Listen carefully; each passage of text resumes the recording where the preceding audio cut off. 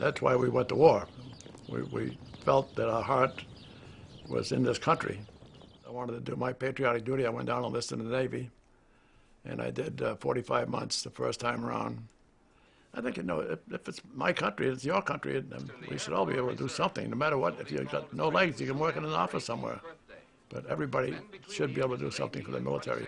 I think war is a lot like a football game. You get Friday nights, before the game, we'd all be uptight, and then when you get in there, you don't really know that it's a war. You're doing a job.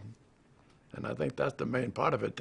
This war today, I wouldn't want to be in that kind of war. It's a different kind of war. But where I was aboard ship, I don't know if I could be a soldier. I don't think I could.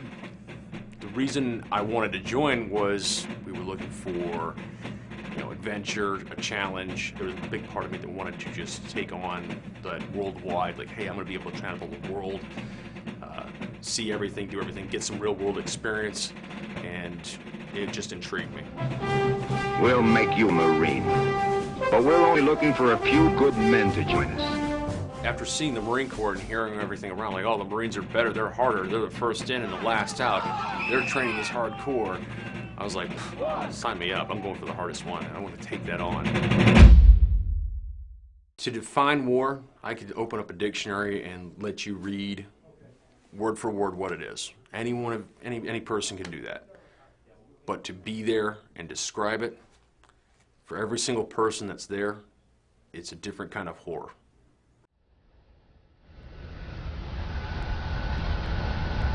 We were at a vehicular patrol, and literally 600 yards away from my base.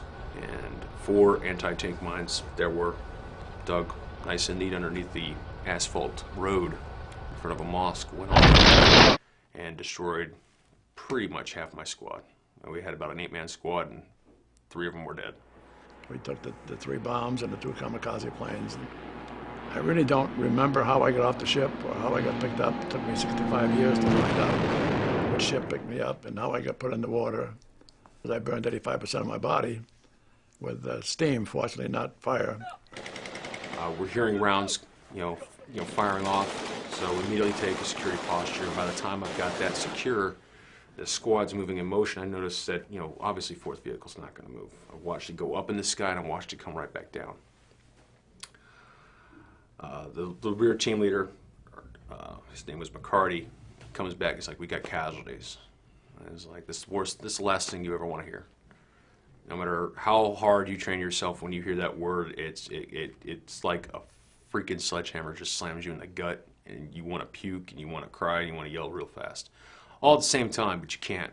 It was kind of out of nowhere. We had luckily had a gunner working on his 40-millimeter gun at about 7 o'clock in the morning, and he saw this Japanese plane coming in. The guy was so low, he got under the radar, and the Marine cap that we had Marines flying overhead, and they missed him too because he was so low.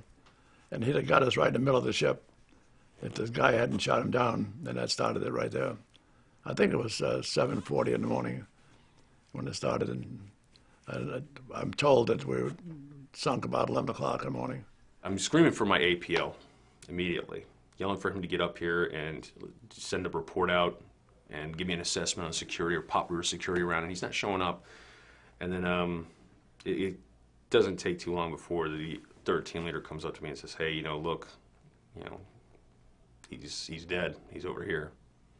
So I go over there with him because everyone else is moving and shaking, and walk up to his body, and literally he was completely decapitated.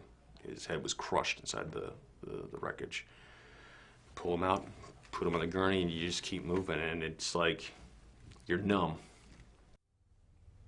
Sleep, my baby, on my breast. It is warm and cozy there. Mother's arms are tight around you. Mother's love dwells in my heart. It was kind of difficult accepting it. I was thinking back to that picture in 1938. I said, there we were, a whole bunch of us in a group, and all of a sudden, this one's gone, and that one's gone, and that one's gone, and I'd say probably more than half of us were not there, but when the war's over. Sleep so softly, dear my child. It does come back with you. I don't care what you say, whether you don't think it does or you don't. If you can recite it to someone, you can tell someone a war story, then guess what? That war came back with you in some way, shape, or form. I'm not really in favor of wars at all, but I think we should defend ourselves. If it involves us, fine. If it doesn't, let's leave it there until we absolutely have to get into it. And if we do and there's something I can do, I'll probably volunteer again. I can do something, I'm sure. War has to change. And I hope it gets to the point where there's not a single person on that field. But we haven't gotten there yet. So, I don't know. I just hope that if there's one thing I could change about war is that there wouldn't be war.